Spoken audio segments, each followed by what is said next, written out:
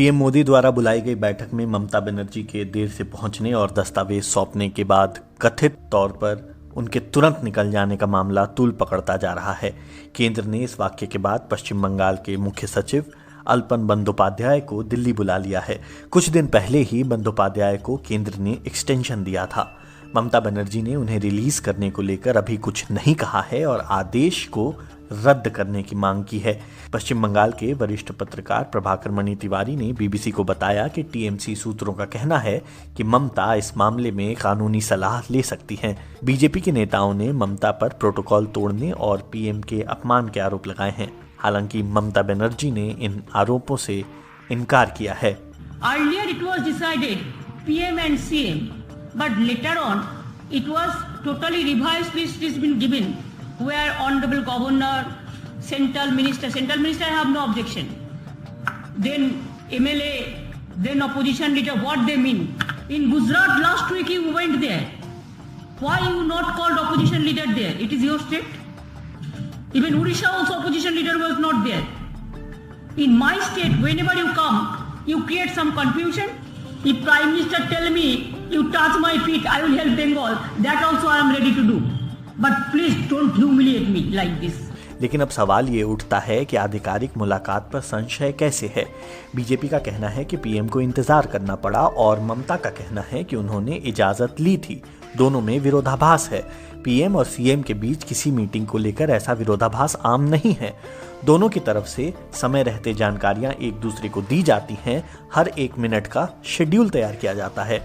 लेकिन ममता का आरोप है कि मीटिंग का स्वरूप बदल दिया गया और ये मुख्यमंत्री और प्रधानमंत्री के बीच की बैठक नहीं थी, इसलिए उनके मीटिंग में न जाने को लेकर विवाद नहीं होना चाहिए।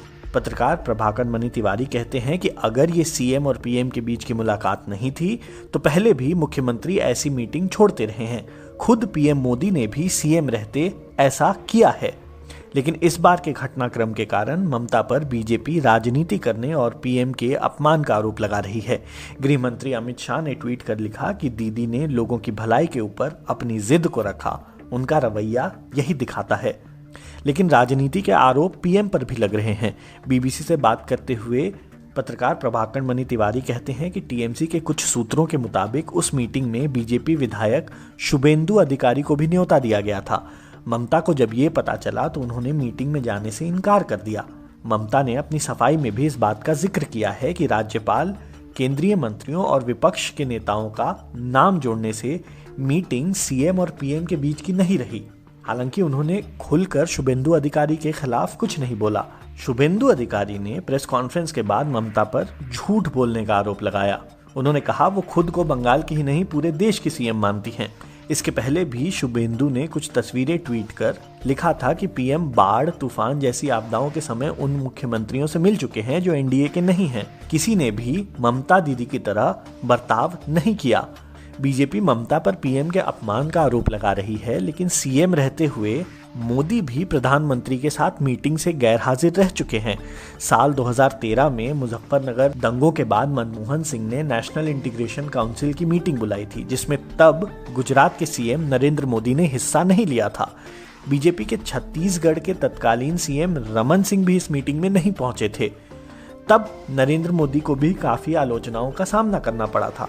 साल 2013 में प्रधानमंत्री मनमोहन सिंह के लाल किले से दिए गए भाषण के बाद गुजरात के कच्छ में मोदी ने उनके भाषण की आलोचना के दौरान कहा था कि टीवी चैनल और मीडिया बता रहे हैं कि पीएम मनमोहन सिंह का यह आखिरी भाषण है, लेकिन पीएम कह रहे हैं कि उन्हें बहुत दूर जाना है। वो किस रॉकेट पर बैठकर ये दूरी तय करना चाहते हैं। इसके कुछ दिनों बाद नरेंद्र मोदी ने छत्तीसगढ़ में लाल किले की तर्ज पर बनाए गए एक स्टेज से भाषण दिया था।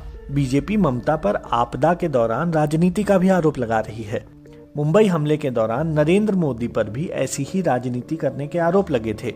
28 नवंबर को जब सुरक्षा बलों की कार्रवाई चल रही थी, नरेंद्र मोदी ने मुंबई के होटल ओबरॉय के पास एक प्रेस वार्ता को संबोधित कर मनमोहन सिंह की आलोचना की थी। कल प्रधानमंत्री जी का राष्ट्र के नाम जो संदेश था, कल मैंने भी मीडिया का माध्यम से अपनी भावनाओं को प्रकट किया था, लेकिन देश को प्रधानमंत्री से बहुत कुछ अपेक्षाएं थी। कल राष्ट्र के नाम उनका संदेश निराशाजनक रहा। वहीं उन्होंने मारे गए जवानों के परिवारों के लिए आर्थिक मदद का ऐलान भी किया था। मोदी के प्रधानमंत्री बनने के बाद भी कई मौकों पर राज्य के मुख्यमंत्रियों के साथ विवाद हो चुके हैं। 23 अप्रैल को नरेंद्र मोदी के साथ मीटिंग को दिल्ली के सीएम अरविंद केजरीवाल ने लाइव कर दिया था, जिस पर नरेंद्र मोदी ने आपत्ति जताई थी। झारखंड के सीएम हेमंत सोरेन ने नरेंद्र मोदी से फोन पर बातचीत के बाद ट्विटर पर लिखा था कि प्रधानमंत्री जी ने फोन किया, उन्होंने सिर्फ अपने मन की बात की। बेहतर होता यदि वो काम की बात करते और सुनते। इससे पहले ममता भी आरोप लगा चुकी हैं कि कोरोना महामारी पर प्रधानमंत्री नरेंद्र मोदी के साथ हुई बैठक में कई मुख्यमंत्रियों को बोलने का मौका नहीं दिया गया था। उन्होंने इसे अपमानजनक बताया था। टीएमसी और बीजेपी के बीच चुनाव के पहले से ही विवाद हो रहे हैं। चुनाव प्रचार के दौरान टीएमसी और बीजेपी के नेताओं ने एक दूसरे पर तल्ख टिप्पणियां की थी। दोनों ही एक दूसरे पर लोकतंत्र को अपमानित करने का आरोप लगाते रहे हैं। ममता ने चुनाव आयोग पर मोदी के इशारों पर काम करने का आरोप लगाया तो मोदी के दीदी वाले बयान की बहुत आलोचना हुई। चुनाव नतीजे के बाद पश्चिम बंगाल में हिंसा हुई। राज्यपाल और बीजेपी के नेताओं ने टीएमसी पर हिंसा भड़काने के आरोप लगाए, जिससे टीएमसी